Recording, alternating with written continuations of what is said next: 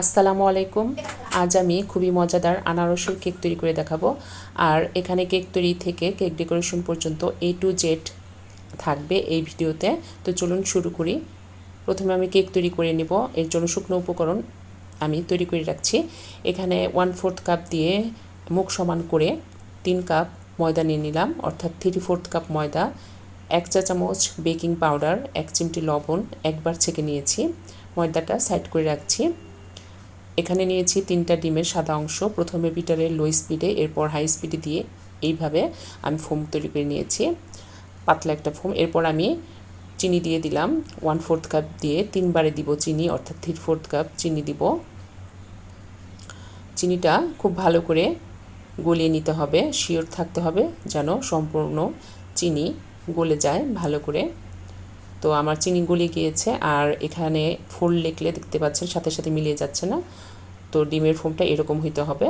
তখন আমি এখানে ডিমের কুসুম দিয়ে দিলাম। প্রথমে একটা দিয়ে লো স্পিডে 10 সেকেন্ড দিয়ে আমি মিশিয়ে নিয়েছি। এরপর আমি 2টা কুসুমি দিয়ে দিলাম একে একে। দিয়ে দিচ্ছি 1 চা চামচ অরেঞ্জ এসেন্স। যেহেতু আমার কাছে আনারসের এসেন্সটা ছিল না, অর্থাৎ পাইনাপেল এসেন্স ছিল না, তো লো স্পিডে আমি 20 সেকেন্ডের মতো বিট করে নিয়েছি। এরপর দিয়ে দিচ্ছি 2 টেবিল চামচ সয়াবিন তেল। তেলটা দিয়েও লো স্পিডে অল্প সময় বিট করে নিব। ব্যাটারটা এরকম হয়েছে। এখন আমি শুকনো উপকরণ অর্থাৎ রেডি করা ময়দা আমি 3 ধাপে দিয়ে মিশিয়ে নিব। আর এরকম হ্যান্ড বিটার দিয়ে আস্তে আস্তে এইভাবে মিশিয়ে নিতে হবে। ধৈর্যের সাথে একটু সময় নিয়ে করতে হবে এই কাজটা। আমি এখানে 3 টেবিল চামচ লিকুইড দুধ নিয়েছি। আমি 1 চামচ করে দুধ দিব আর ময়দা মিশিয়ে নিয়েছি। এভাবে সম্পূর্ণ ময়দা আমি মিশিয়ে নিব।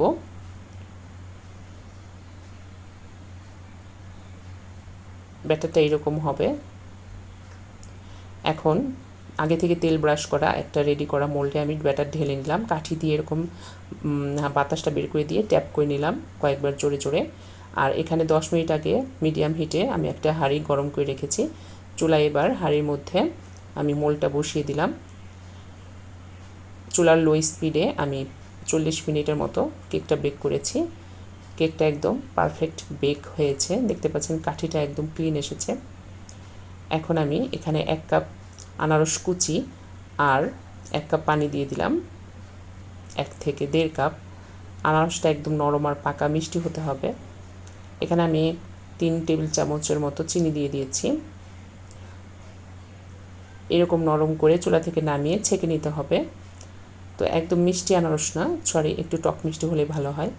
তো এখন আমি কেক ডেকোরেশন করব। আমি কেকটা সমান 3 ভাগে কেটে নিয়েছি। প্রথমে আমি কেকের উপরের অংশটা দিয়ে সুগার সিরাপ দিয়ে দিলাম। 2 ভাগ চিনি আর 1 ভাগ পানি দিয়ে আমি সুগার সিরাপ তৈরি করে নিয়েছি। আর আগে থেকে তৈরি করা সেই ক্রিম আমি এখানে দিয়ে দিলাম। এরপর আনারসের টুকরো দিয়ে আবার উপরে একটা লেয়ার দিয়ে দিয়েছি। আবার সুগার সিরাপ দিয়ে এরপর ক্রিম দিয়ে কভার করে নিচ্ছি। এখানেও সেমভাবে আমি আনারসের কুচিগুলো দিয়ে দিলাম। আর একদম কেকের যে নিচের অংশ থাকে সেটা সবার উপরে দিতে হবে।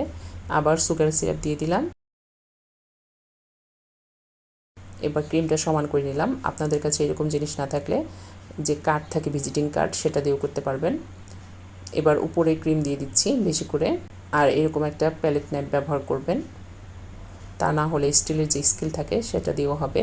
এবার উপরে ফিনিশিং আনার জন্য যে কাজটা করতে হবে, টিস্যু দিয়ে প্যালেট নাইফ বারবার মুছতে হবে। আর একবার করে টান দিব আর একবার করে মুছে নিব এইভাবে। আমি যেহেতু নতুন কেক ডেকোরেশনে, তাই অতটা ফিনিশিং আনতে পারি নাই। তো যে কোনো জিনিস বারবার করতে করতে অভ্যস্ত হব। তো এখন আমি সাইডের ক্রিমগুলো টিস্যু দিয়ে মুছে নিলাম। আর কেকটা এখন নর্মাল ফ্রিজে রেখে দেবো আমি। এখন আমি আনারসের পাইপিং জেল তৈরি করব। এর জন্য 1.5 কাপ আনারসের রস আর দিয়ে দিলাম 3 টেবিল চামচের মতো চিনি। এখানে আছে 2 টেবিল চামচ কর্নফ্লাওয়ার। চুলা ধরানোর আগে খুব ভালো করে মিশিয়ে নিতে হবে হ্যান্ড বিটার দিয়ে। এবার আমি চুলা জ্বালিয়ে দিয়েছি আর অনবরত নেড়ে এরকম ঘন একটা সিরাপ তৈরি করতে হবে। কেমন ঘন হবে আমি দেখিয়ে দিচ্ছি। ঠান্ডা হলে আরও একটু ঘন হবে। তাই এখন আমি চুলা থেকে নামিয়ে নিচ্ছি, ঠান্ডা করে নেব নেড়ে নেড়ে। এরকম হবে। তখন আমি একটা বাটিতে 3/2 ভাগ আর আরেকটা বাটিতে 3/1 ভাগ নিয়ে নিলাম। আমি কালার ব্যবহার করব। তো এখানে আমি প্রথমে বেশি অংশে হলুদ কালার দিয়ে দিয়েছি পরিমাণ মতো, আর লাল কালার দিয়েও মিশিয়ে নিয়েছি। দুইটা পাইপিং ব্যাগে আমি একইভাবে ঢেলে এভাবে গিট দিয়ে নিচ্ছি। পাইপিং জেলটা অবশ্যই ঠান্ডা করে নিতে হবে। আর এখন আমি ফ্রিজ থেকে কেকটা বের করে নিলাম, আর উপরে একটা টুথপিক দিয়ে এভাবে গোল দাগ কেটে নিচ্ছি ডেকোরেশন সুবিধার জন্য। এখন আমি হলুদ রঙের পাইপিং জেল কেটে নিয়েছি, মাথাটা সামান্য এভাবে করে দিয়ে দিলাম। একটু খেয়াল করে দেখেন, এগুলো আসলে বলে অতটা বোঝানো যায় না, লক্ষ্য করতে হয়। পেলেট নাইফ দিয়ে সমান করে দিচ্ছি। আমি এবার সাইড দিয়েও রাউন্ড করে নিচ্ছি। মাঝখানে সাদা অংশটা থাকবে, ওই অংশটুকু ফাঁকা থাকবে। এই পাইপিং জেলটা, আনারসের পাইপিং জেলটা অনেক টেস্টি লাগে। যদিও আমি আনারস ফ্লেভারটা ব্যবহার করতে পারি নাই, তারপরও কেকটা খেতে দারুণ হয়েছিল। এবার দেখতে পাচ্ছেন পাইপিং ব্যাগটা এভাবে ঘুরিয়ে ঘুরিয়ে সাইড দিয়ে ডিজাইন করে নিচ্ছি। ভালো করে একটু লক্ষ্য করেন। এবার যে রেড কালার পাইপিং জেল তৈরি করেছিলাম সেটা দিয়ে এভাবে ড্রপ দিয়ে দিচ্ছি মাঝখানের বৃত্তে। আবার টুথপিক দিয়ে এভাবে একটু দাগ টেনে নিচ্ছি, একটা ডিজাইন হবে সুন্দর। আপনারা আপনাদের মনের মতো করে ডিজাইন করতে পারেন। কেকটা আমি আবার কিছু সময়ের জন্য ফ্রিজে রেখে দিলাম, নর্মাল ফ্রিজে। আর এখানে ছোট একটা স্টার নজল নিয়েছি, আর সাদা ক্রিমের মধ্যে ইয়েলো কালার দিয়ে এভাবে মিশিয়ে নিয়েছি। ইয়েলো ফ্লাওয়ার্স করব তাই। আর কিছুটা সাদা ক্রিমে আমি রেড কালার মিশিয়ে নিয়েছি, যেটা দিয়ে আমি 2D নজল দিয়ে এভাবে ড্রপ দিয়ে নিয়েছি ফ্লাওয়ার।